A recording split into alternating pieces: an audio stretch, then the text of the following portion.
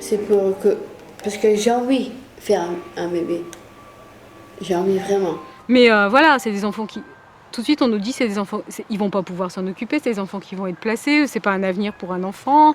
Voilà. Quand on aborde la question d'une personne en situation de handicap qui va devenir parent, comment ils vont s'en sortir, quoi. En tant que parent, on n'a pas l'impression de faire les choses mal, quoi. Donc le rôle de père, je l'avais pas vu de mon père, donc je pouvais pas, entre guillemets, savoir comment ça se passait. Et donc voilà, quoi. Souvent, ces parents, il y a eu une sorte d'impensé de la parentalité. C'est-à-dire que personne n'a pensé qu'un jour il pourrait être parent.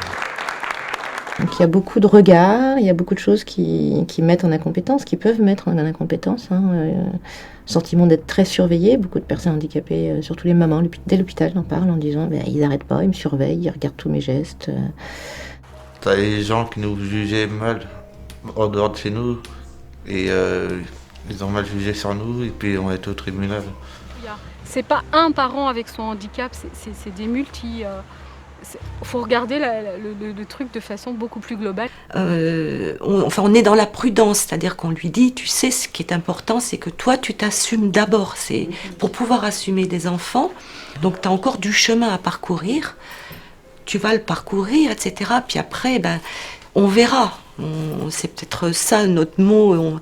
On verra et tu verras. C'est là où il y a une inversion, parce qu'on dit une personne handicapée vraiment a beaucoup du mal à élever bien un enfant. C'est sûr, dans cette société où elle se trouve isolée. Mais la cause pour laquelle aura du mal à élever l'enfant, c'est pas parce qu'elle est handicapée. C'est parce que la société l'isole en tant qu'handicapée. Il y a un moment, arrête de me poser plusieurs questions parce que moi je n'en ai marre. C'est entre moi et Laurent, mais c'est pas leur problème ça.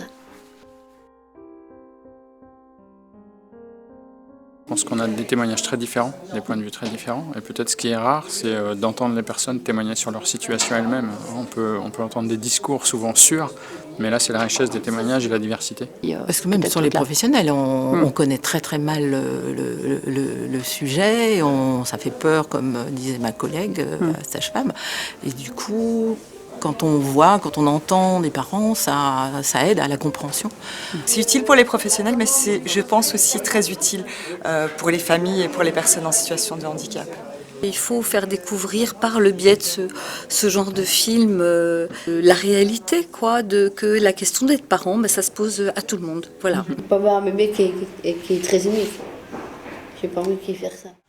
Dès qu'on a des points faibles, c'est la réalité de la vie, c'est dire qu'on a des points faibles.